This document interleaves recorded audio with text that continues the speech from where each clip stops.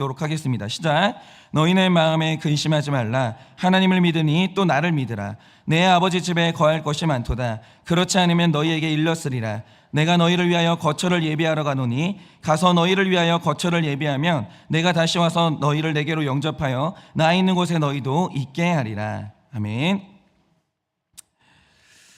네, 어제도 우리가 말씀을 나눴었지만 만약에 우리가 살아있는 날 동안 하나님을 맞이하지 않는다면, 우리가 살아있는 날 동안 이 시대에 재림이 있지 않으면 우리 모두는 믿음의 선조들이 그랬던 것처럼 죽음을 피할 방법은 없어요.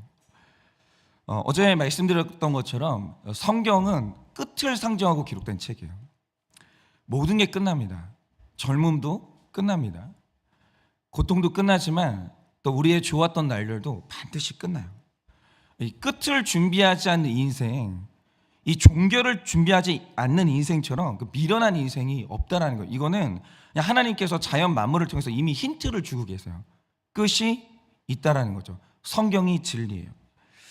그래서 우리는 죽음을 피할 방법이 없어요. 다 죽어야 되는 거죠.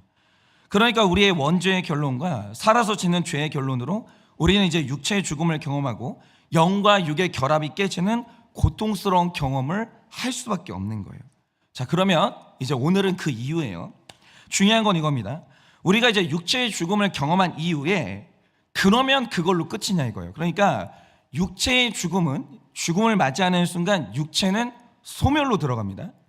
그러나 영적인 죽음은 전혀 다른 차원으로 보셔야 되는 거예요.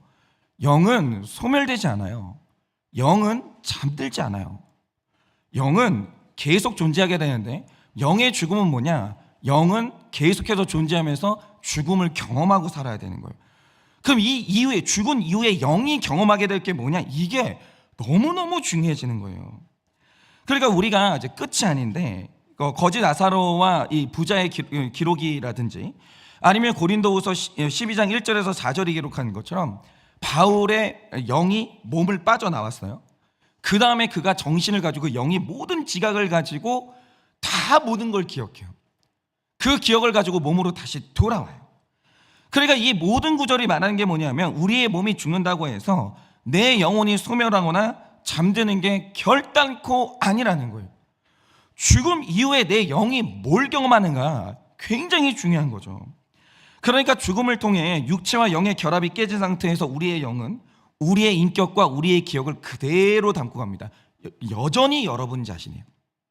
근데 문제는 뭐냐면 몸이 없다는 거죠. 그러니까 어쨌든 영이라는 존재는 그 존재가 남게 되고 활동을 계속하게 되는 거예요. 그러니까 이 영이 되는 상태에서도 나라는 자는 그대로 보존되는데, 문제는 육체가 없는 영이 되는 그 순간부터 이 땅에서 존재를 못해요. 영은 여기서 활동을 못하는 거예요. 전혀 다른 차원, 전혀 다른 공간으로 바로 이동이 시작되는데 그 순간 모든 게 낯설어요. 앞으로 여러분이 영이 되시면 여러분이 즉시 이동하게 될 그 세계는 여기와 같지 않아요. 처음 경험하는 세계고 모든 게 낯설어요. 그 세계로 우리는 즉시 이동이 되는 거예요. 단 1초의 오차도 없어요. 죽는 그 즉시 그러니까 살아가게 되는 차원이 완전히 뒤바뀌게 되는 거예요. 그런데 이게 왜 중요하냐면요, 많은 사람들이 천국의 개념을 말할 때 육체가 죽은 후에 영들이 머무는 곳, 거기를 천국으로 생각을 해요. 그러니까 이게 완전히 가르침이 잘못된 거예요. 그런데 그게 아니라는 거죠. 여러분, 하나님이 우리에게 완성시키실 천국은 영이 죽어서 가는 곳이 아니에요. 진짜 하나님이 완성하시는 천국은 우리 육체가 살아가는 곳이지 영이 사는 곳이 아니라는 거예요.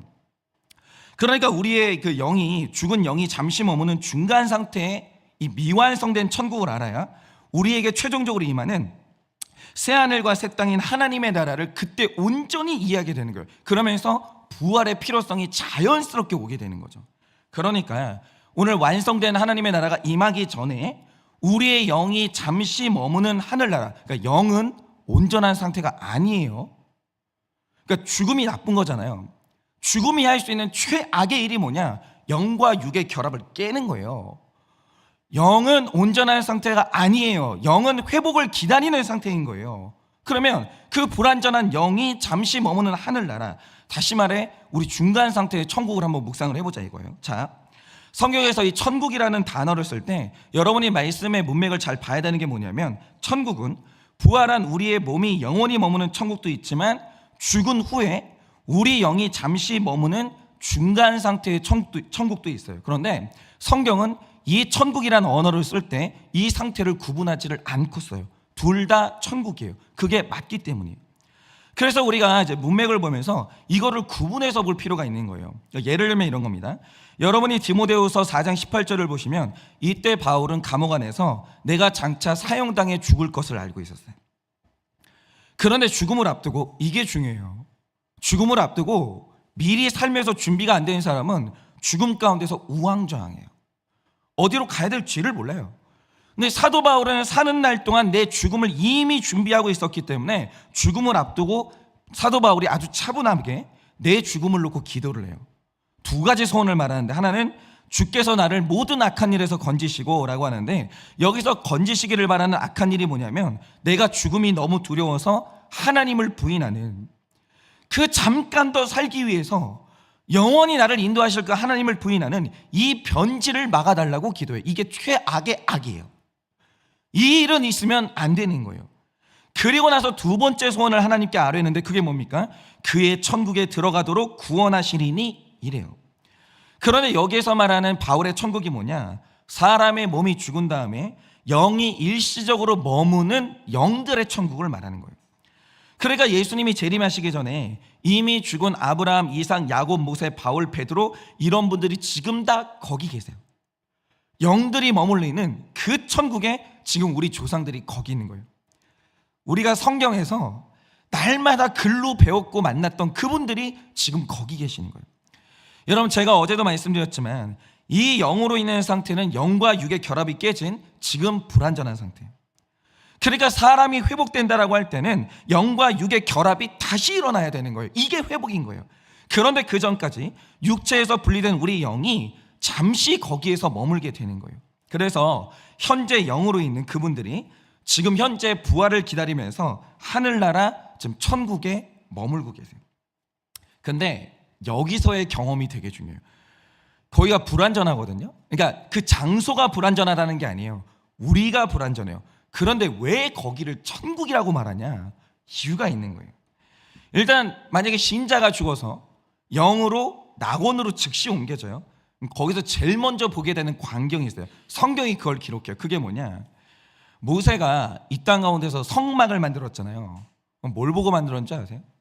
그가 하나님이 보여주신 하늘의 이 성소의 원형이 있어요. 이걸 보고 자기가 가진 재료로 가장 비슷하게 만들 수 있는 게 그때 성소였던 거예요. 하늘의 성소를 여러분들은 제일 먼저 보게 돼요. 그럼 이 성소에서 우리가 두 번째로 보게 되는 게 뭔가? 로마서 8장 34절이 진술하는 게 있는데, 거기에서 지금도 이 땅에 살아가는 성도들을 위해서 쉬지 않고 중보기도 하고 계시는 예수님을 보게 돼요. 바로 그분을 보게 되는 거예요. 그러니까 지금 예수님이 어디 계시냐, 부활하신 예수님이 어디 계시냐면 죽어서 영으로 있는 성도들과 거기서 함께 계시고 계시는 거예요. 그래서 거기는 낙원이에요. 그래서 거기도 천국이라고 말하는 거예요. 성도들이 예수님의 얼굴을 봐요. 예수님은 지금 육체이기 때문에. 궁금하지 않으세요? 예수님 어떻게 생겼는지. 일단 모르겠어요. 그분이 이제 부활 육체이기 때문에 완전히 회복된 모습으로 계시거든요. 굉장히 아름다운 모습으로. 근데 그게 전 굉장히 궁금해요. 그러니까 눈동자 색이 파란색인지, 곱슬인지 생머리인지 굉장히 궁금한데, 일단 우리가 영으로 전환돼서 천국으로 옮겨지는 즉시 기도하고 계시는 그 예수님을 우리는 보게 돼요. 그런데 제가 오늘 말씀드리고 싶은 건 이거예요. 지금 이 상태는 우리가 경험하게 되는 최종 상태가 아니라 우리가 잠시 머물게 되는 중간 상태라는 거죠. 그러니까 이거를 여기를 완전한 천국이다 이렇게 오해하시면 안 되는 거예요. 그러니까 모든 드라마, 어떤 거의 모든 영화들, 이런 것들이 묘사하는 천국이 뭐냐면 이걸 천국이라고 말해요. 아니라는 거예요. 아니라는 거예요. 지금 이 상태는 완전함으로 나아가는 과정일 뿐인 거예요. 그런데 너무 많은 사람들이 성경의 진술을 벗어나서 이게 천국이다 아주 추상적으로 잘못 말하고 있는 거예요. 그러면 일단 예수님과 영으로 있는 우리 조상들이 머무는 이 하늘나라가 어떤 곳이냐? 여기는 하나님 아버지가 여기 계세요.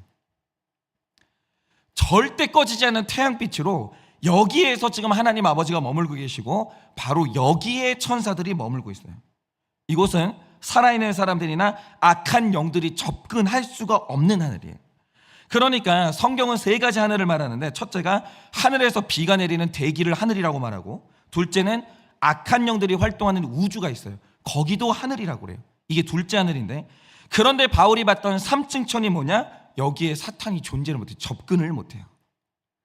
여기에는 지금 우리가 이 땅에서 사탄이 있는 세상이기 때문에 우리는 지금 유혹을 경험해요. 공격을 경험해요. 그러니까 여러분들이 신앙생활하면서 지금 오늘 이 아침에 이제 뭐 새벽 예배를 나올 때도 어쩌면 공격을 경험했을 수 있어요. 그래서 제가 이번 주에 우리가 세례식을 베풀었잖아요. 근데 그 세례식을 베풀 때 그 목장에서 그 어머니한테 미리 얘기해 준 게 있어요. 보통 세례를 받을 때는 공격이 있다는 거예요. 준비를 해야 된다는 거죠. 그런데 이분이 토요일 날 교통사고가 난 거예요. 가족이 세례식에 못 올 뻔했던 거예요. 그러니까 지금 이 세상은 악한 영들이 장악하는 세상이고 그 하늘을 지배하고 있고 여기는 시험이 있고 공격이 있어요. 그런데 왜 하나님이 계시는 그 하늘나라가 왜 낙원이냐라고 하면 거기에 사탄이 접근이 불가능해요. 거기는 유혹도 없고 공격이 없어요. 완전하게 안전한 세상이라는 거죠. 그러니까 여기에 하나님 아버지와 육체로 계시는 예수님과 천사들이 존재하는 택자들만 있는 곳이에요. 택자들만. 불택자도 못 가요. 그러니까 예수님은 십자가에서 죽으시기 직전에 여기를 낙원이라고 하신 거죠. 여기는 정말 깨끗한 공간이에요. 그러나 이 구분을 잘 보세요. 장차 임하게 될 이 땅에 임하게 될 새하늘과 새 땅은요, 재림 이후에 예수님이 스스로 이루시는 나라예요. 그런데 지금 바울이 가기 원하는 중간 상태의 천국은 뭐냐면 천지가 창조되기 이전부터 이미 존재하고 있었던 하나님의 나라예요. 이미 그 나라가 존재하고 있었어요. 그러니까 이 둘이 성경이 확실히 구분짓고 있는 거예요. 그 나라와 이 나라가 달라요.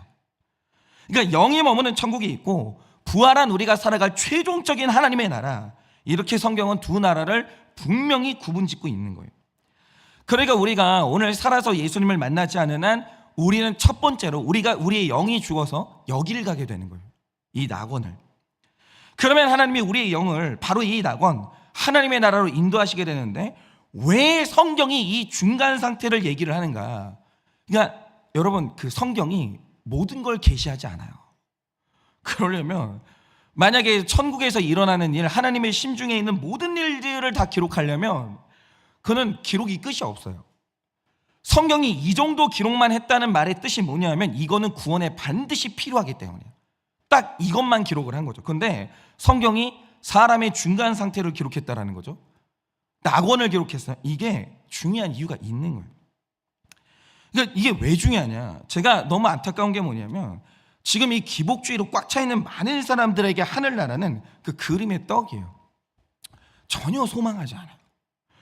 이게 왜 중요한지를 몰라요. 그러니까 우리에게 그 나라가 예비되어 있다는 게 이게 왜 중요한지를 전혀 이해를 못하고 있다는 거죠. 그러니까 성경에 우리가 거할 하늘나라, 이 나라가 서울의 작은 땅 한 평보다 가치가 적어요. 정말 있잖아요. 그 그림의 떡인 거예요. 교회를 다니면서도 전혀 여기를 사모하지를 않아요.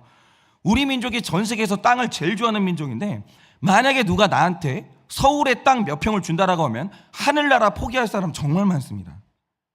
그런데 왜 제가 어제 처음으로 누구도 피할 수 없는 이 죽음을 이야기했으며 영과 육의 결합이 깨지는 날 영이 소멸하지 않는다, 이 말씀을 왜 드리겠어요? 여러분, 이거 굉장히 중요합니다. 여러분, 영혼이라는 것은 신자의 영혼만 보존되는 게 아니에요. 영혼의 속성 자체가 이래요. 원래 하나님이 영을 만들 때 이 소멸하도록 지어진 존재가 아니에요. 여러분, 육체가 죽으면 불신자의 영도 소멸하지 않아요. 그대로 그게 보존이 돼요. 보존된 다음에 죽음 즉시 이 땅을 떠나서 다른 세상으로 가게 된다는 거예요. 여러분, 여기서 떠돌지 못해요. 단 1분도 미련이 남는다고 해서 단 1분도 여러분이 죽는 순간 여기서 머물지 못해요. 사람이 죽었다 눈을 뜨는 그 순간 단 1초의 오차도 없이 다른 세상에서 눈 뜨게 돼요. 그런데 그 후가 너무 중요해져요. 그 후가. 일단 예수를 믿은 신자에게 어떤 일이 일어나냐? 여러분이 요한복음 14장 1절에서 3절을 보시면 이제 예수님이 내가 곧 죽을 것과 너희 곁을 떠나게 된다 이 말씀을 하세요. 그런데 이 제자들 입장에서는 갑자기 나를 끌어주던 목자가 사라지니까 이게 너무 두려운 거예요. 그럼 우리는 이제 어떻게? 우리는 어디로 가야 되냐 이거예요. 그런데 이걸 아신 예수님이 그럼 나는 너희를 떠나서 뭘 할 건지 그 이유에 대한 정보를 주시는 거예요. 근데 이렇게 말씀하십니다. 너희는 마음에 근심하지 말라. 하나님을 믿으니 또 나를 믿으라. 자, 이 말씀을 보세요. 자, 사람이 예수님을 믿지 않으면 죽은 이후에 근심할 일이 생기는 거예요. 말씀 한 구절 한 구절을 잘 보셔야 돼요. 사람이 예수 없이 죽으면 그 즉시 시작되는 게 뭐냐? 근심할 일이 생기는데 이 근심이 뭐냐면 해결이 안 되는 근심이에요. 그런데 오늘 예수님이 말씀하시는 게 뭐냐면 내가 너희를 떠나서 잠시 하늘나라로 먼저 갈 건데 너희는 근심할 필요가 없게 한다는 거예요. 그럼 왜 근심할 필요가 없냐? 내 아버지 집에 거할 곳이 많도다. 그렇지 않으면 너희에게 일렀으리라. 내가 너희를 위하여 거처를 예비하러 가노니 가서 너희를 위하여 거처를 예비하면 내가 다시 와서 너희를 내게로 영접하여 나 있는 곳에 너희도 있게 하리라 이러는 거예요. 그러니까 이게 지금 어마어마한 정보가 담겨 있는 거예요. 뭐냐? 일단 우리가 이 거처라는 곳을 가려면 영접하러 오는 사람이 있어요. 안 그러면 아무도 못 가요 거기. 영접하러 나를 오는 사람이 없으면 죽은 이후에 나를 영접하러 오는 사람이 없으면 우리는 이 거처로 못 가요. 이 거처가 없는 사람은 어마어마한 근심 가운데 처하게 되는 거예요. 그러니까 지금 예수님이 하늘나라에 가 계시는데 지금 거기에 가서 하시는 일이 뭐냐? 죽은 우리의 영이 머물 거처를 마련하러 가시고 우리가 죽는 즉시 우리를 마중 나오신다. 잠시의 공백이 없어요. 바로 우리를 영접하러 오신다라는 거예요. 그런데 이 거처가 죽음을 경험한 모든 영들에게 제공되냐라고 하면 그렇지 않다라는 거예요. 왜냐? 죽은 이후에 예수님이 나를 영접하러 오기 때문에 근심이 없는 자들이 있는데 영접이 없는 사람들이 있다라는 거예요. 그러니까 죽은 후에 저 세상으로 넘어갔을 때 거기에 거처가 예비되어 있지 않고 나를 마중 나오고 영접 나오는 그 하나님 예수님의 존재가 없는 자들이 있다라는 거죠. 이게 얼마나 끔찍한 낭피감이냐면, 자, 사람이 엄마 뱃속에 있다가 이 땅에 처음 태어나면 거기는 완벽히 낯선 공간이에요. 전혀 다른 세상이 펼쳐져요. 전혀 다른 세상. 얘가 여기 딱 나오는 순간 어디로 가야 되는지, 뭘 해야 되는지, 어디가 내 집이고 어디가 남의 집인지 아무것도 알 수 없는 낯선 공간으로 딱 버려져요. 그 순간 패닉이 오죠. 여기가 어딘가? 내가 여기서 뭘 해야 되나? 동쪽으로 가야 되나? 서쪽으로 가야 되나? 남쪽으로 해야 되나? 방향감 자체가 없는 거죠. 완전히 낯선 세상으로 떨어지는 거예요.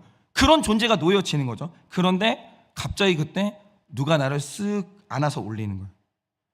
가자. 네 집이 있어. 갑자기 나를 향해서 부모라고 부르는 존재가 갑자기 나를 쑥 안더니 나를 예비된 집으로 데리고 가는 거예요. 근데 나를 데려가는 부모가 없는 애들이 있죠. 그러니까 우리가 베이비 박스라는 거 알잖아요. 부모한테 버려지는 애들이 있어요. 태어난 다음에. 추운 겨울에 그냥 놓여지는 거예요. 여러분, 부모가 없는 갓난아이는 천덕꾸러기예요. 그냥 고생 그 자체. 누가 걔를 거둬요? 그냥 버려지잖아요. 거기에서 죽어요. 아무것도 못해요. 갈 곳도 없고 받아주는 데도 없고 아무 데도 갈 데가 없어요. 그러면 길바닥에서 죽는 거예요. 내가 이 땅에 태어났을 때 나를 영접하는 존재가 있고 내 거처가 있냐 없냐, 있으면 자녀가 없으면 고아예요.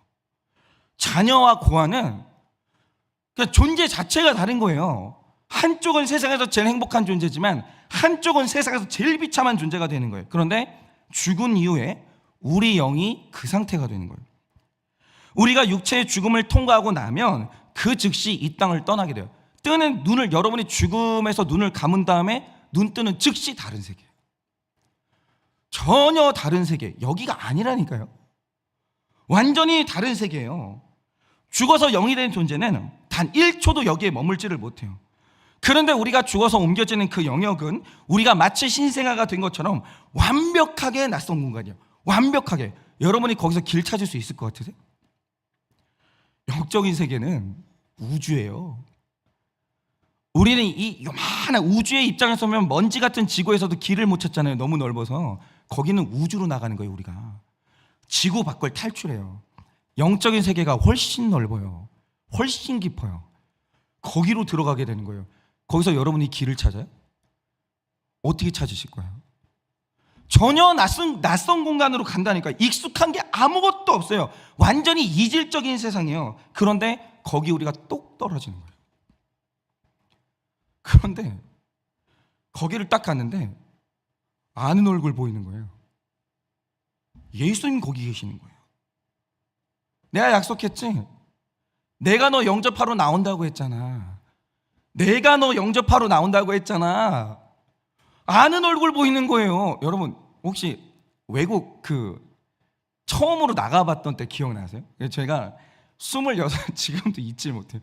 26살 때 처음으로 필리핀을 갔거든요. 전 제주도도 못 가봤잖아요. 이제 나 언젠간 갈 거야. 내가 언젠가는 무조건 제주도 갈 건데 한이 맺혀가지고 그렇게 사람을 무시하더라고요. 제주도도 못 가봤냐고. 그래서 저는 제주도 건너뛰고 필리핀을 먼저 갔었거든요. 갔는데 동생하고 전날 둘이 가는데 잠이 안 오는 거예요. 공항은 어디지? 어떤 곳이지? 공항도 두려운 거예요. 가본 적이 없으니까 어디로 가야 되지? 그래서 공항을 갔어요. 가가지고 남의 나라를 처음 가봤어요. 언어가 달라져요. 하나도 못 알아듣겠어요. 따갈로그를 하는데 뭔 얘기인지 하나도 모르겠는 거예요. 눈빛으로 하는데 그렇게 무시하는 거예요. 말도 안 해요. 손가락으로 나가래요. 그럼 공항 밖을 나가요. 어디로 가야 되는지 모르겠네요. 버스도 어떻게 타는지 모르겠고 완전히 시스템 자체가 완전히 다 달라요. 다. 근데 거기에서 얼마나 두렵냐면 나오기로 약속했던 그분이 없잖아요. 우리는 그냥 국제미아 되는 거예요. 그래서 제 동생이랑 저랑 26살짜리 쌍둥이가 쫄아가지고 이렇게 배낭을 이제 품에 안고 가슴이 심장이 벌렁벌렁 되는 거예요. 어떻게 해야 되는지 몰라가지고. 근데 그때 우리를 마중 나오기로 했던 그 선교사님 아는 얼굴이 있는 거예요. 그 선교사님 통해서 처음으로 한국어를 듣는 거예요. 잘 왔어. 아, 왔구나. 무사히 왔네. 근데 내 귀에 들리는 한국어를 듣고 이 사람이 나를 아는 사람이 딱 나타나는데 눈물 나는 거예요. 막 구원자 만난 느낌인 거예요. 근데 여러분이 죽어서 다른 세상으로 넘어갔을 때 아는 얼굴 보이는 거예요. 예수님이 영접하러 오시는 거예요. 그리고 하시는 말씀이 뭐냐면 너네가 말했지? 내가 약속했지? 두려워 근심하지 말라고 그랬지? 내가 너 영접하러 온다고 했잖아. 가자. 갈 데가 있는 거예요. 그게 얼마나 큰 사건인지 전혀 모르는 거예요. 전혀. 그런데 여러분 이 낯선 세상에 완전히 버려지는 사람이 있는 거예요. 거기 똑 떨어졌거든요. 영접하러 오는 사람이 아무도 없는 거예요. 여러분 하나님의 거처는 영접하는 사람이 데려가야 갈 수 있는 곳이에요. 어디로 갈 거예요? 우주가 이렇게 넓은데. 내가 딱 왔는데 아무도 영접 나오는 사람이 없는 거예요. 이걸 뭐냐면 버려둠을 당했다. 성경은 이렇게 얘기해요. 버려져요. 아무것도 할 수 있는 게 없는 거예요. 가지도 못하고 오지도 못하는 채로 그 자리에서 빙글빙글 돌면서 몇 천 년을 거기에서 그렇게 방황할지를 모르는 일이죠. 이 심판이 시작되는 거예요. 이게 심판이 시작되는 거예요. 그러니까 심리학자들이 말하는 바 진짜 사람이 느끼는 공포 중에 공포가 뭐냐? 버려지는 공포예요. 이거를 1000년, 2000년을 느끼는 거예요. 얼마를 더 느낄 줄 몰라요. 이게 얼마나 중요한 줄 몰라요. 그러니까 이 땅 가운데서 버려진다. 그 비참함이 불과 80에서 100년이지만 저 세상으로 넘어갔을 때 버려진 상태가 되면 아무리 기다려도 영접하는 자가 안 나와요. 아무리 기다리는데 영접하는 자가 안 나오는 거예요. 이게 1000년이 될지 3000년이 될지 아무도 몰라요. 그런데 택자의 영에게는 영접하는 자가 오차가 없어요. 즉시 나와 있어요. 그리고 죽음 이후에 거할 거처가 있다는 말의 뜻이 뭐냐? 택자의 영은 죽은 이후에 아무 시간적인 오차가 없이 버려지는 일이 없다라는 거예요. 주 예수 그리스도가 그를 사랑했던 그를 향해서 그 충성하고 십자가의 길을 따랐던 그에게 예수가 영접하러 오시는 거예요. 이 복이 뭔지를 전혀 모르는 거예요. 중간 상태를 모르니까.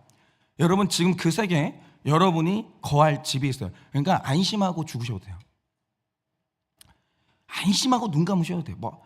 그냥 여기 살아있는 사람들은 알아서 살아요. 다 자기 십자가 지고. 여러분들은 안심하고 가시면 되는 거예요. 상주도 이런 상조가 안 되는 거예요. 보람상조 게임도 안 되는 거예요. 신앙생활이.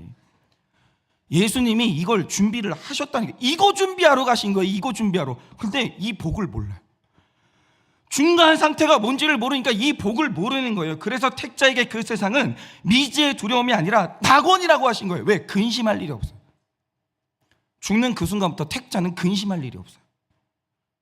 그런데 하나님을 모르고 그 세상을 모르니까 살아서 천국을 준비한다는 게 얼마나 중요한지를 모르는 거예요. 천국 준비하는데 주 예수 그리스도 따라가는데 생색이 그렇게 나는 거예요. 왜 십자가 따라가요? 왜 거룩한 길을 가요? 내 죽음 준비하는 거예요. 그것만큼 중요한 게 없다는 걸 전혀 모르는 거예요. 전혀. 이 세상에서 몇 년 사실 거예요? 이 땅 가운데서 있잖아요. 있는 쾌락 다 즐기고 희생은 눈꼽만치도 않아요. 맨날 내 자식 내 남편 내 인생 내 쾌락 이러고 살다가 죽어요. 근데 거기 영접하러 나오는 사람이 없는 거예요. 아무도 없는 거예요. 네가 나랑 무슨 상관이냐? 아니 그러니까 이 땅 가운데 완전히 나밖에 모르는 거예요. 예수랑 아무 상관이 없어요. 여러분, 인간이 태어나서 주님이 나를 구원하시고 나를 위해 피를 흘렸으면 인생에 한 번쯤은 주 예수 그리스도를 위해서 한번 살아봐야 될 거 아니에요. 한 번쯤은 그분이 나보다 중요한 순간이 있어야 될 거 아니에요. 신자라면. 근데 중요한 게 뭐냐? 그게 없어요. 그냥 있잖아요. 어려울 때 필요할 때만 아주 잠깐 주님께 기도했다가 볼일 다 끝나잖아요. 쌩 까는 거예요. 그냥 취소. 그냥 없는 거예요. 평생 예수 이름 이용하고 사는 거예요. 복 받는 일에 이용하고 사는 거예요. 그랬잖아요. 화장실 들어갈 때랑 나올 때 마음 다르다고. 볼일 끝나잖아요. 쳐다도 안 보는 거예요.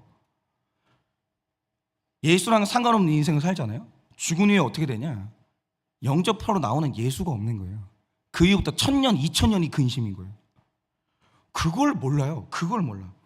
그러니 오늘날 교회가 사람들의 이 심리적인 질병이나 행복한 가정의 원리, 인간관계 이런 것들은 이야기를 잘하지만 정말 해야 될 영원한 천국에 관한 이야기를 안 해요. 왜냐? 천국이나 지옥 같은 이야기를 하면 현실 감각이 떨어져 보이고 지적으로 보이질 않는다라는 거예요.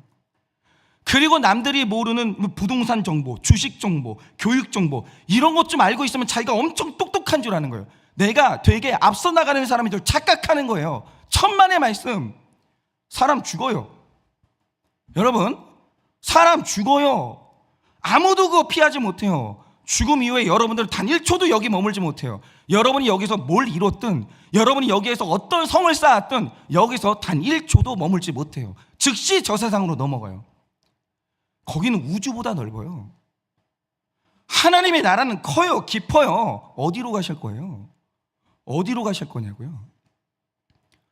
이 준비를 안 하는 거예요. 이 지식이 없는 거예요.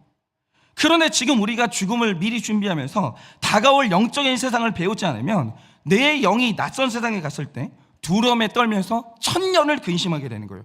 2000년을 근심하게 되는 거예요. 그러니까 자기가 되게 지적이고 현실 감각이 있어서 하나님 나라를 모르는 게 아니라는 거예요. 똑똑한 줄 착각하지 마세요. 아유, 너희들은 입시 정보도 모르니? 아니, 주식 정보도 모르고 뭐 했니? 천만의 말씀.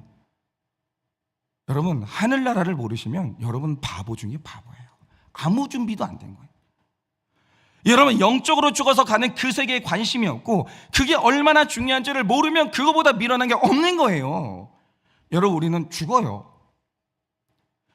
제발 있잖아요. 여기에 대한 욕심 좀 적당히 내세요. 왜 천국 욕심이 없어요? 왜 영생에 대한 욕심이 그렇게 없어요? 진짜 있잖아요. 현실 감각이 완전히 떨어지신 거예요. 생각을 하라고요.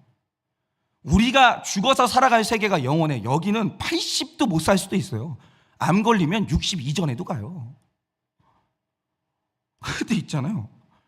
무슨 교회를 선포되는 말씀을 옛날 동화 이야기나 교회를 액세서리 취급하시는 분도 있어요. 이게 지금 얼마나 중요한 기관인 줄 아세요? 교회 문이, 그러니까 옛날 교부들이 그랬어요. 교회 문이 열리면 구원의 문이 열리고 교회 문이 닫히면 구원의 문이 닫힌다고 그랬어요. 교회를 우습게 여기시는 분이 있어요. 세상 직분에는 목숨 걸고 막 사람들한테 칭찬받으면 그게 최고인 줄 알고 막 우쭐하는데 영의 직분 우습게 여기시는 분들이 있어요. 예수하고 아무 상관없이 사시는 분들이 있어요. 뭐 좀 하자고 하잖아요. 귀찮아가지고 있잖아요. 제 시간 뺏지 마세요. 제가 얼마나 바쁜지 아세요? 그러니까 하시라고요. 그렇게 하세요. 영적인 정보가 전혀 없어요. 예수 멸시하고 영적인 직분 멸시하고 우습게 여기면서 내가 잠깐 어려운 일 당하거나 마음에 소원이 있을 때만 잠깐 예수 이용하는 거예요. 그렇게 해보세요. 어떻게 되시나? 그래서 우리 모두가 다 영적인 세계를 가야 되는 거예요. 도대체 어쩌려고 미래를 방치하냐 이거예요. 그 세계가 와요. 자녀도요, 이 준비를 전혀 안 해주는 거예요. 나도 그 준비를 안 하는 거예요. 맨날 노후 준비. 사후 준비는요. 완전히 교회를 멸시하고 공동체 멸시하고 예수 이름 멸시하고 교회 직분 준다고 하면 그까짓 거 뭐 영의 직분 무시하고 그걸 한번 살아보시라고요. 그리고 죽은 뒤에 어떻게 되시나? 왜 오늘 미리 하늘나라와 죽은 일들에 대해서 관심이 없냐고요. 죽음은 기정사실인데 영으로 살아갈 세계가 1000년, 2000년 영원한데 어쩌려고 그러시냐고요. 그 무지가 제일 부끄러운 거예요. 그 무지가 부끄러운 거예요. 여러분, 우리 인생의 목적은 여기가 낙원되는 게 아니에요. 죽어서 낙원 가는 거예요. 여러분, 죽어서 여러분 영접하는 분이 안 나타나면 여러분 인생 끝난 거예요.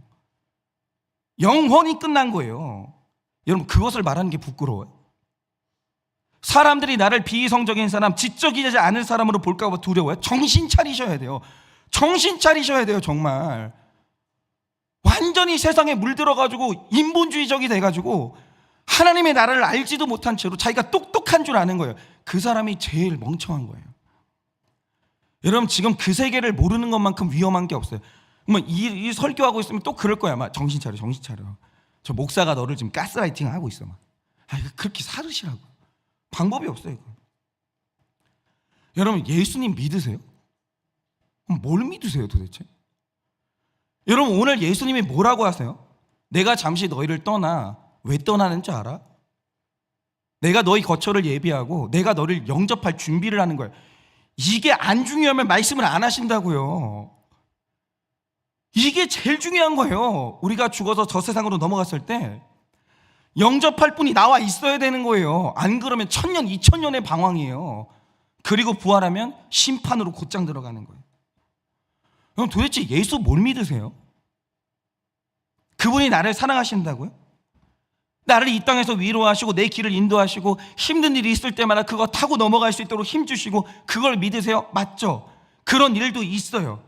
근데 그거는 예수님이 하시는 일의 중요성에서 10가지 중요한 일이 있으면 최하위예요. 최하위. 제가 하나 여쭤볼게요. 예수님이 죽으신 게 이 땅에서 여러분 잘 되는 거랑 무슨 상관이 있어요?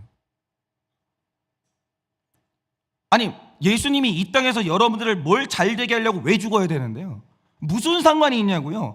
예수님의 부활이 우리 입시랑 무슨 상관이 있냐고요?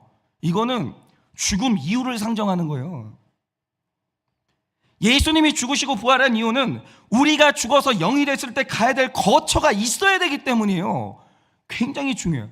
지금 저 세상에, 그 세상에 죽어서 똑 떨어졌더니 마중 나오는 존재도 없고 내 거처도 없이 이미 심판이 진행 중인 영혼들이 어마어마하게 많아요. 예수님이 죽음과 부활로 준비하신 그 하늘나라를 알아야 돼요. 내가 이 땅 가운데서 남김없이 주를 위해 아끼지 않고 살았다가 죽어서 눈 떴을 때 나를 영접하러 오신 그 예수님을 만나는 것, 이게 인생의 성공인 걸 알아야 돼요. 이 개념이 없는 거예요. 이 개념이. 여러분, 하늘나라에 내 거처가 없는 존재가 얼마나 가련하고 비참한지, 그게 얼마나 가난한 인생인지 이걸 알아야 되는 거예요. 여러분, 입시 준비 안 하는 부모가 무책임한 게 아니에요.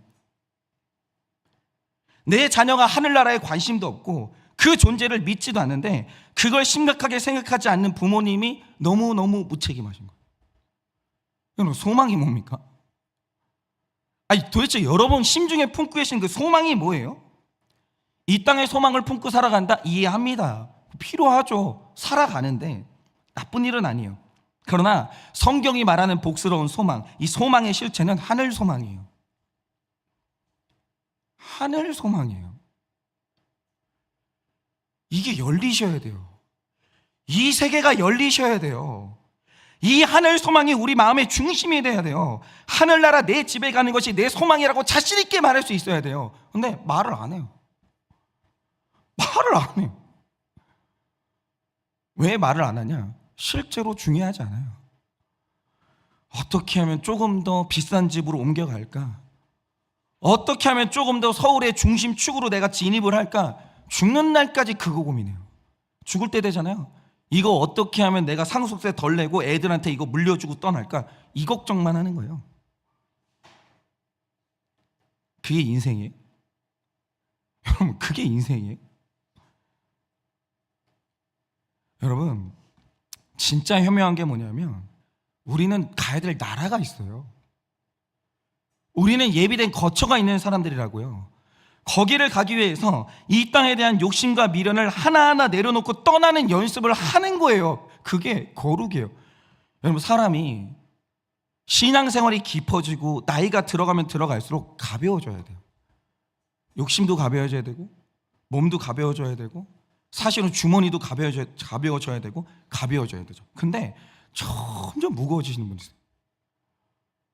정말 그 미련, 그 집착, 이거 내가 어떻게 벌었는데 내가 먹지도 않고 입지도 않고 쓰지도 않으면서 내가 힘들게 번 거 이거 꽉 쥐고 계시는 거예요. 그 추해요. 그 있잖아요. 정말 추해요. 얼굴에 그 욕심이 있잖아요. 다 나타나요. 다 나타나. 살면서 가지고 있었던 그 욕심 위선 그거 있잖아요. 안 보이시는 줄 알죠? 여러분만 모르시는 거예요. 얼굴에 다 나타나요. 여러분, 인생은 종말론적이어야 돼요. 인생은 반드시 종말론적이어야 돼요. 그리고 성경이 기록하는 이 성도의 중간 상태가 너무 중요한 두 번째 이유가 있다는 거죠. 그게 뭐냐? 예수 없는 죽음은 영원한 불행의 시작이자 저주 그 자체인데 예수 안에서 죽음은 영원한 복의 시작이라는 거예요. 왜 그러냐? 여러분이 고린도 후서 5장 6절에서 8절을 보시면 이런 내용이 있어요. 제가 한번 읽어볼게요. 그러므로 우리가 항상 담대하여 몸으로 있을 때에는 주와 따로 있는 줄을 아노니 이든 믿음으로 행하고 보는 것으로 하지 아니함이라. 우리가 담대하여 원하는 바 차라리 몸을 떠나 주와 함께 거하는 그것이라 이래요. 사도 바울은 확실히 삼층천에 다녀온 사람이 이 사람. 죽은 이후에 어떤 일이 일어나는지를 이 사람은 본 사람이에요. 사도 바울은 굉장히 중요한 사람인 거죠. 그러니까 이 말씀이 중요한데, 자, 오늘 말씀을 보시면 그리스도인의 삶은 두 가지 양태가 있어요. 근데 이게 연결되어 있는 거예요. 그게 뭐냐? 자, 우리가 몸으로 살 때는 어쩔 수 없어요. 예수님하고 여러분은 못 만나요. 물론 성령 하나님이 우리 안에 계시죠. 그러나 우리가 그토록 사모하고 만나 뵙기를 원하는 예수님하고는 몸과 몸은 떨어져 살아야 돼요. 누구도 예외는 없어요. 사도 바울도 그랬으니까. 오늘 말씀이 이걸 딱 말하는 겁니다. 살아있는 동안에는 주님과 떨어져 살아야 돼요. 그러니까 저 어떤 분들 얘기를 들어보시면 진짜 그 간증을 실제로 들었는데, 요즘에 밤마다 불만큼의 예수님이 나를 찾아오신다는 거예요. 방문을 열고 밤새도록 둘이 얘기를 했다는 거예요. 그 병원 가셔야 돼요. 성경이 그런 걸 허용을 안 한다니까. 그러니까 성경이 없으면 지도가 없는 거예요. 그거는 그냥 죄송한데 귀신이에요. 그런 일은 없어요. 바울이 정확히 말해주는 게 뭐냐면 성령님은 우리 안에 계십니다. 그분이 지금 우리와 함께하고 계시는 거예요. 그러나 내가 육체로 있을 때는 육체로 부활하신 주님과는 떨어져 살아야 돼요. 그런데 죽음이 왜 중요하냐면 죽으면 그 즉시 주님과 함께 사는 삶으로 즉시 전환이 돼요. 주님이 영접하러 와요. 늘 떨어져 살았던 우리 예수님하고 그분이 나를 즉시 영접하러 와요. 같이 사는 삶으로 전환이 돼요. 그러니까 우리가 죽으면 드디어 부활하신 예수님이 어떻게 생겼는지, 그분 목소리가 어떤지, 말씀을만 읽었던 예수님과 얼굴과 얼굴을 보면서 궁금했던 모든 것을 다 들을 수 있어요. 그러니까 여러분들 이제 왜 그런 거 있잖아요. 지금도 우리가 살면서 아마 해석이 안 돼서 너무 답답한 거 있잖아요. 그럼 이제 목자님한테 가요. 목자님은 뭐 별세계의 사람 아니잖아요. 답이 안 나와요. 그러니까 목사님한테 가요. 목사님은 좀 뭐 알 줄 알았더니 목사님도 몰라요. 그렇게 죽는 지식들이 있어요.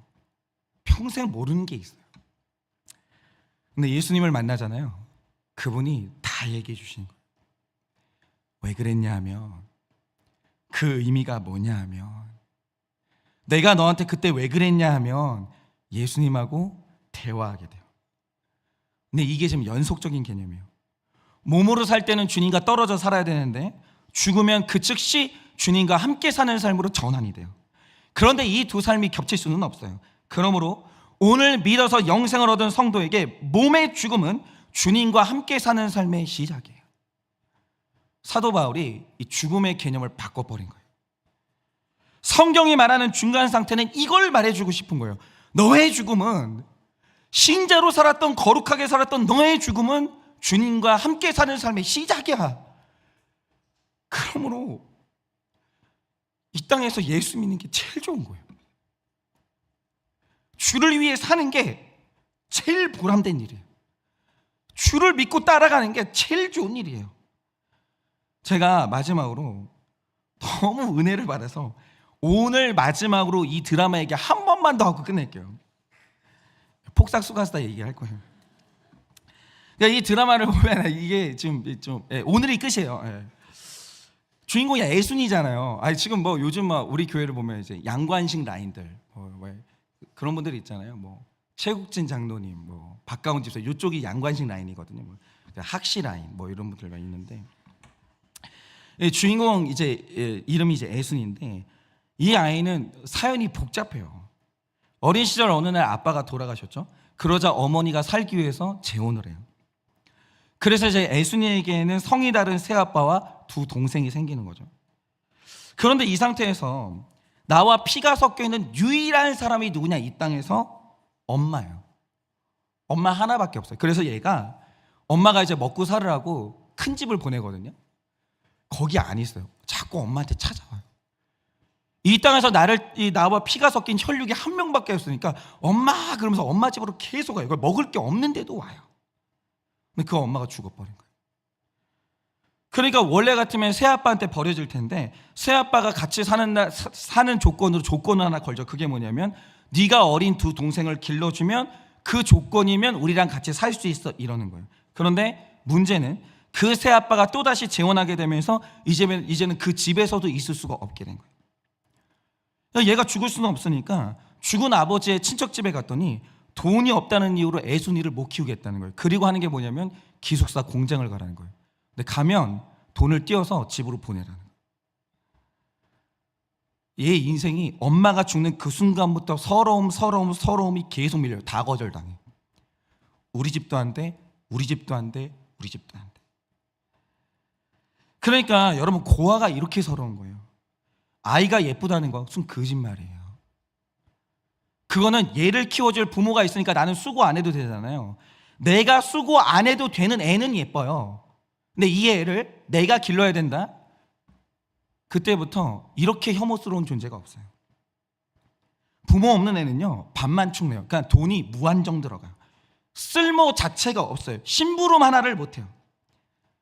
완전 천덕꾸러기예요. 그래서 부모라는 울타리가 없는 아이는 세상에서 친절한 존재가 다 사라져요. 아무도 없어요. 다 거절하고 꺼리껴하고 혐오스러운 존재가 되는 거예요. 그러니까 나중에 애순이가요, 겨우 20살에 살기 위해서 30살 먹은 애 둘 딸린 재혼남에게 시집을 가는 데까지 몰려요. 아무도 받아주는 데가 없으니까. 여러분, 이게 갈 곳이 없는 사람, 환영해주는 사람이 없는 인생의 서러움이에요. 이 서러움을 저는 몰라요. 전 고아가 아니었기 때문에. 근데 제가 전에 있던 교회에서 고아로 살았던 분을 만난 적이 있거든요. 고아로 살아서 진짜 피눈물 흘리고 겨우 먹고 살게 됐어요. 얼굴이 험해요. 살아온 인생이 그렇게 힘들었던 거예요. 부모 죽는 순간 애들은 눈앞이 캄캄해져요. 막막해지는 거예요. 그런데 애순이가 어느 날 인생에서 그 슬픔에서 벗어나요. 왜 그러냐? 갈 곳 없는 그 인생에 양관식이 나타나요. 우리 집 가서 나랑 살아. 내가 너 책임질게. 애순이를 데려가 주는 거예요. 그러면서 애순이 인생은 꽃길로 변하잖아요. 그런데 이 땅에서 예수님 없이 산 사람이 죽으면 딱 갈 곳 없는 애순이처럼 되는 거예요. 여러분, 제 얘기 중요해요.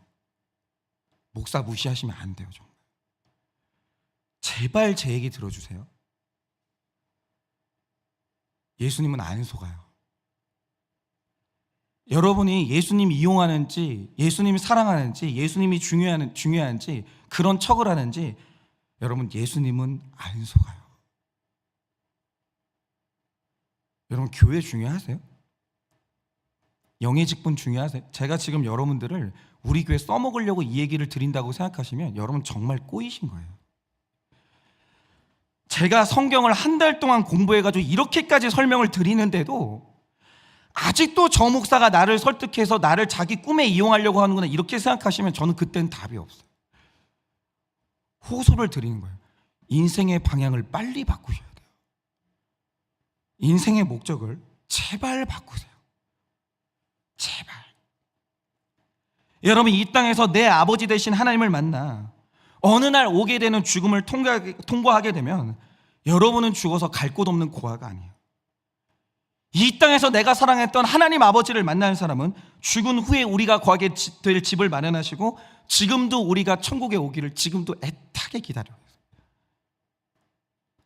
제가 저희 부모님이 지금 속초에 사시잖아요.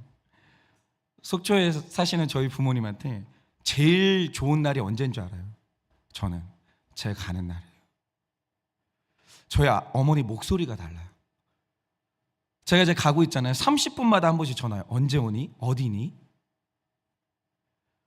저희 어머니는 그날 아무것도 못해요. 그냥 저 오는 시간만 기다려요. 근데 예수님이 지금 여러분을 그렇게 기다려요. 근데 그 기분 아세요? 내가 지금 속초를 가는데 나를 이렇게 기다려주고 있는 존재가 있고 거기 가는 거랑 아무도 없는데 거기 가는 거랑 달라요. 여러분은 죽으셔야 되고 여러분 이제 저 세상으로 넘어가야 돼요. 하나 여쭤볼게요. 지금 거기에 여러분 기다리는 분 계세요? 이 질문에 대한 답을 얻으려면 여러분이 여러분 스스로에게 질문 던져야 돼요. 그게 뭐냐? 여러분은 예수님 기다려요? 여러분 예수님 정말 만나고 싶어요? 이거는 연결되어 있는 거예요. 예수님 찾아오시는 게 지긋지긋하고 예수 그놈의 예수 했던 얘기 또 하고 인생의 목적은 행복이 아니라 거룩이에요. 그 말 좀 그만하라고 귀를 막고 교회에서 전화 오고 뭐 같이 하자고 그러면 어떻게 하면 이걸 거절할까 맨날 그 생각만 하는, 그러면서 여러분이 예수님은 기다린다고요? 그러면서 여러분이 예수님은 사랑하신다고요? 여러분 우리 위선 떨지 말자고요. 그러지 마세요. 근데 여러분이 이 땅 가운데서 그렇게 세속적으로 살아놓고 나는 갈 때 예수님이 나를 기다리기를 원하세요? 죄송한데 저는 신앙생활하면서 여러분한테 그렇게는 못 가르칩니다. 여러분 인생의 목적이 바뀌셔야 돼요. 정말 여러분 예수님 만나고 싶으셔야 돼요. 그리고 내가 나를 기다리는 존재가 있는 그 저 세상으로 내가 죽음을 향해 한 발자국 한 발자국 가는 게 얼마나 그게 복된 건지 여러분 이제는 그거를 아셔야 돼요. 여러분 오늘 성도의 중간 상태를 이 저 세상에 우리 영이 거하게 될 낙원이 있다는 걸 성경이 기록한 게 이렇게 복된 이유가 있는 거예요. 우리 찬양팀 나와주실래요? 찬양팀 나와주시고 오늘 우리 다 같이 한번 찬양하려고 하는데요. 그게 이제 오늘 우리 하늘 소망 이 찬양 하려고 하거든요. 여러분 지금 여러분 마음에 품고 있는 여러분의 소망은 뭡니까? 여러분 지금 여러분의 마음의 소망 가운데 왜 그런 거 있죠? 그런 이해는 해요. 뭐 애들 교육은 어떻게 해야 되나, 뭐 승진은 어떻게 해야 되나. 그 정말 나쁘다는 거 아니에요. 정말 안 그래요. 하나님도 그거 나쁘다고 생각 안 하세요. 그런데 중요한 거 이런 거 있잖아요. 막 열심히 달려가요 인생을. 근데 목적지 없이 어느 날 정신 잃고 달려가 보니까 내가 뭘 위해 살았지? 이러시는 분들이 있어요. 그러시면 안 돼요. 여러분 지금 우리가 뭐 때문에 살아가는지, 뭘 위해 살아가는지, 우린 어디로부터 와서 어디로 가는지, 내 인생에 내가 진짜 붙잡고 싶은 복이 뭔지 다시 세우세요. 제가 우리 교회 성도님들 정말 사랑해요. 저는 아직은 제정신을 차려서 저는 성도님들 이용하지 않습니다. 정말 우리 교회 성도님들 다 잘 되시기를 바라요. 최소한 내가 이 땅 가운데서 만났고 하나님이 나에게 맡겨주신 사람들은 다 천국 가야 돼요. 우리가 죽어서 이 땅 가운데서 육신이 죽고 내 영이 눈 떴을 때 그 눈앞에 예수님 계셔야 돼요. 내가 말했지? 내가 너 영접하러 온다고 했지? 거봐, 내가 약속 지켰잖아. 네 인생 맞잖아. 그 방향 맞았잖아. 잘했어. 여러분 이 광경이 우리 눈앞에 반드시 펼쳐져야 되고 예수님 음성 들리셔야 돼요. 여러분 이 시간에 우리 다 같이 하늘 소망 이 찬양할 텐데 지금 거기에는 확실한 게 있어요. 우리 외할아버지 거기 계세요. 이 땅 가운데서 간질 걸렸던 그 총각 믿음 때문에 같이 결혼해서 자녀들 길렀던 우리 외할머니도 거기 있어요. 물론 많이 부족했지만 새벽 4시에 일어나서 책상 하나 놓고 아침마다 자녀 손들을 위해서 기도했던 우리 친할머니, 우리 친할아버지도 거기 계세요. 그분들이 부러워요. 그분들은 예수님 어떻게 생겼는지 알아요. 내가 오늘 이렇게 인생 바치고 헌신하는 그 예수님, 그분들은 만나고 있을 거 아니에요. 그게 제 소망이 되기를 원해요. 그게 우리 성도님들의 소망 되기를 원합니다. 흔들리지 마세요. 속지 마시고 헷갈리지 마세요. 이 시간에 우리 다 같이 하늘 소망 우리 찬양하면서 하나님, 내 잃어버렸던 소망을 다시 찾기 원합니다. 내 희미해졌던 이 소망을 다시 찾기 원합니다. 내가 죽어 눈 떴을 때 나를 영접하러 오신 그 예수님 내 만나기를 원합니다. 내 집으로 그토록 가기 원했던 내 고향집으로 나는 영접되기를 원합니다. 이 시간에 그런 마음의 소원을 품고 우리 다 같이 한번 찬양하겠습니다. 하늘 소망 다 같이 찬양합니다. 나 지금은 다시 한번 나 지금은 비록 땅을 벗하며 살지라도 내 영혼 저 하늘을 그리며 사네. 내 주님 계신 눈물 없는 곳 저 하늘에 숨겨진 내 소망이 있네. 보고픈 얼굴들 그리운 이름들 많이 생각나. 때론 가슴 터지도록 기다려지는 곳. 내 아버지 넓은 품 날아내시는 저 하늘에 쌓은 내 소망이 있네. 주님 그 나라에 이를 때까지 순례의 걸음 멈추 멈추지 않으면 어떤 시련이 와도 난 두렵지 않네. 주와 함께 걷는 이 길에 우리 한 번 더 나 비록 지금은 비록 땅을 버타며 살지라도 내 영혼 저 하늘을 그리며 사네.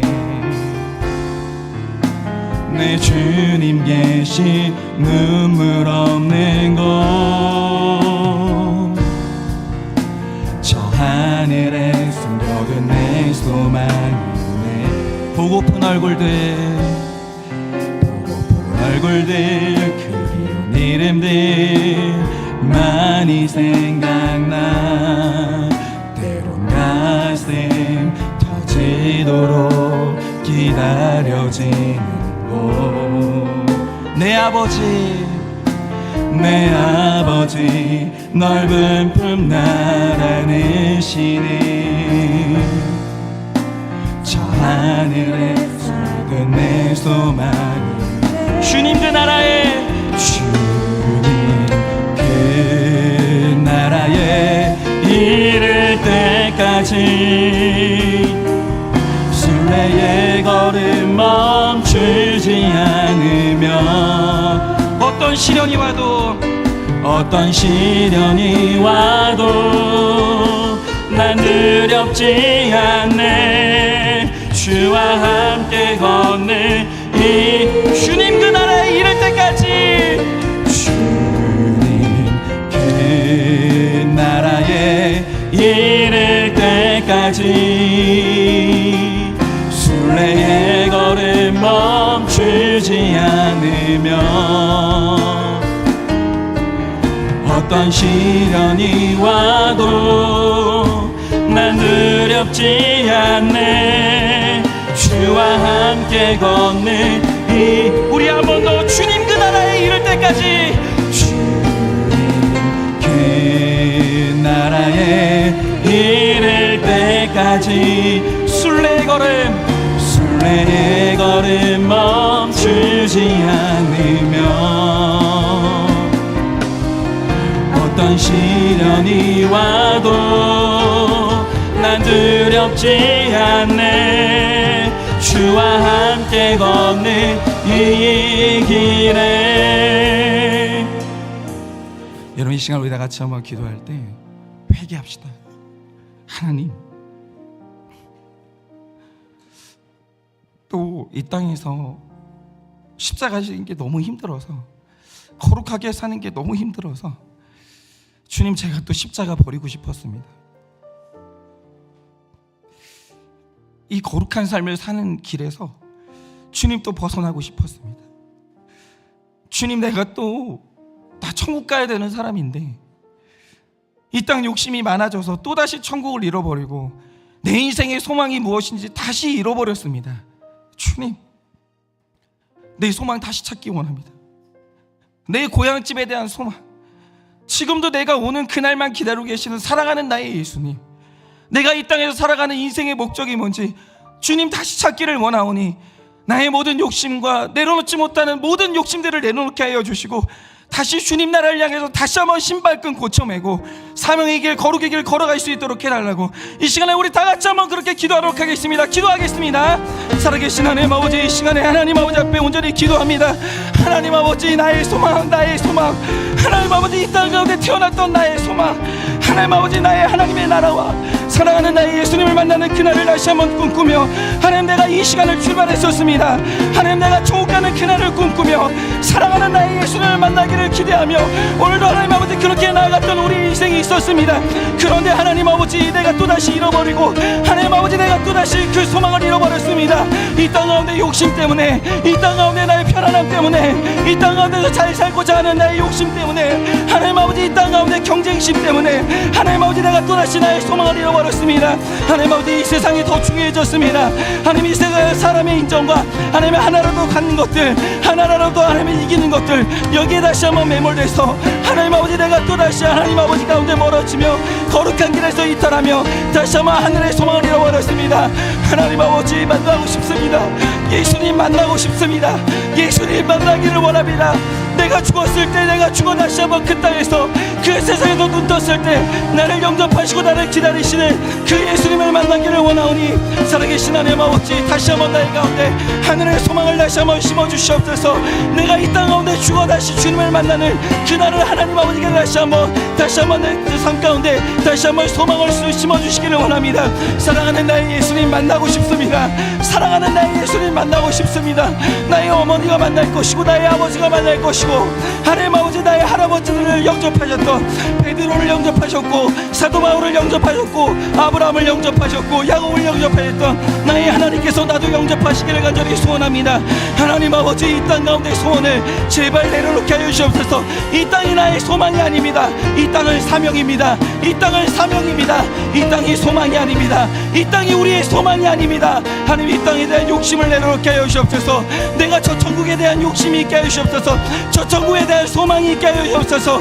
사랑하는 나의 하나님 아버지, 제발 이 땅의 욕심을 내려놓게 하여 주옵소서. 제발 이 땅의 욕심을 내려놓게 하여 주옵소서. 이 한 세상 주를 위해 살다가, 이 한 세상 주를 사랑하다가, 이 한 세상 영혼들을 사랑하다가 그렇게 주님 곁으로 돌아갈 수 있도록 하나님 아버지께서 우리 가운데 역사하여 주옵소서. 하나님 아버지 이 시간 우리의 소망이 되신 하나님 아버지, 우리의 소망이 되신 하나님 아버지, 이 시간에 우리의 소망이 되어 주시옵소서. 나의 소망이 되어 주시옵소서. 우리 인생의 목적이 되어 주시옵소서. 하나님 이 시간에 주님께 끌려가기를 원합니다. 나의 인생을 주님께 끌려가기를 원합니다. 하나님 아버지 함께하여 주시옵소서. 하나님 아버지 함께하여 주시옵소서. 이 시간 우리 마음 가운데 있는 모든 세상 욕심들은 내려놓게 하여 주시고, 사랑하는 나의 주님만 바라보며 갈 수 있도록 하나님 아버지 우리 가운데 역사해 주시옵소서. 주님 회개합니다. 주님 회개합니다. 또다시 하나님 아버지 주님을 우습게 여겼습니다. 하나님 아버지 말씀을 하찮게 여겼습니다. 또다시 하나님 아버지 이 땅의 삶에 너무 욕심을 냈습니다. 하나님 아버지 온전히 주님께 나아가오니 하나님 아버지 우리의 인생 가운데 역사하여 주시고, 우리의 눈을 열어주시고 하늘의 문을 열어주시다 다시 한번 그 하늘이 보이게 하여 주시고, 그 소망이 보이게 하여 주시고, 이 소망이 우리 인생의 목적임을, 내가 그것 때문에 부름받았음을 다시 한번 깨닫는 역사가 일어날 수 있도록 은혜를 허락하여 주옵소서. 하나님 말씀이 열리게 하여 주옵소서. 말씀이 열리게 하여 주옵소서. 하늘의 소망이 열리게 하여 주옵소서. 하늘의 은혜가 열리게 하여 주옵소서. 그래서 하늘문이 열리고 오늘도 우리는 그 소망을 바라보는 우리가 될 수 있도록 은혜를 허락하시고, 우리가 다시 한번 인생의 목적을 돌이켜 주님께로 돌아오는 우리가 될 수 있도록 은혜를 허락하여 주시옵소서. 하나님, 이 땅은 우리 소망이 아닙니다. 이 땅은 내가 떠나야 하는 곳이고, 이 땅은 내가 사명 때문에 온 것이지 여기에 내 소망이 있어서 우리가 여기 온 것이 아닙니다. 그런데 주님, 우리가 이 땅이 내 소망이 되어서 말씀 우습게 여기고, 교회 우습게 여기고, 하늘 소망 우습게 여기고, 하찮게 여기다가 우리가 그렇게 이 땅 가운데서 죄짓고 살다가 내 소망이 있는 그 나라에 갔을 때 소망이 없으면 우리는 어떻게 되겠습니까? 하나님, 사랑하는 우리 성도님들 다 하늘문이 열리게 하여 주옵소서. 내 소망이 있는 그 하늘문이 열리게 하여 주옵소서.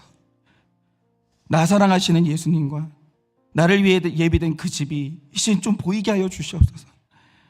이 땅 가운데 살아가는 이유가 이 땅에 내 소망이 있기 때문이 아니라 이 땅에 내 사명이 있기 때문에 왔다는 것을 이제는 좀 깨닫게 하여 주시옵소서. 그래서 주님, 이 땅 가운데서 남김없이 주를 위해 살다가 우리가 죽어서 천국 가는 그날, 내가 죽어 눈 떴을 때 내 눈앞에 예수님 계시고 나를 영접하러 오신 그 예수님과 나를 위해 예비된 그 집으로 가는 복된 인생 될 수 있도록 주님이 은혜를 허락하여 주시옵소서. 지금은 우리 주 예수 그리스도의 은혜와 하나님 아버지의 그 크신 사랑과 성령님의 위로하시고 교통하여 주시는 그 역사하심이 오늘도 나의 소망이 이 땅에 있는 것이 아니라 하늘에 있고, 나의 사명이 이 땅에 있다는 것을 깨달아 아낌없이 생색 없이 이 땅 가운데서 거룩하게 살고 주를 위해 살다가 나의 집으로 돌아가기를 원하는 사랑하는 모든 주의 종들의 머리 위에 지금으로부터 영원 무궁토록 함께 있을지어다. 아멘. 각자 기도하시다가 자유롭게 돌아가시도록 하겠습니다.